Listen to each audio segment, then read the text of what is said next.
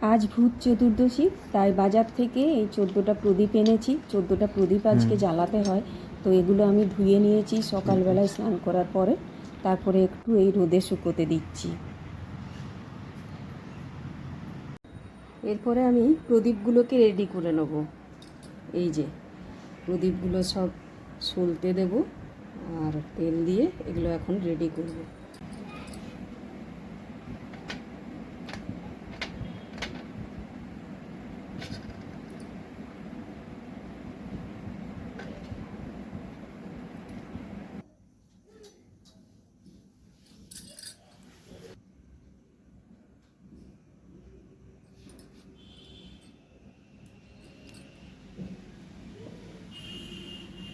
14টা প্রদীপ আমার জ্বালানো হয়ে গেছে।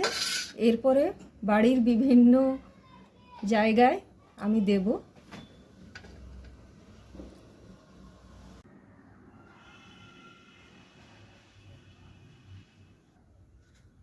আরেকটা এখানে দিলাম।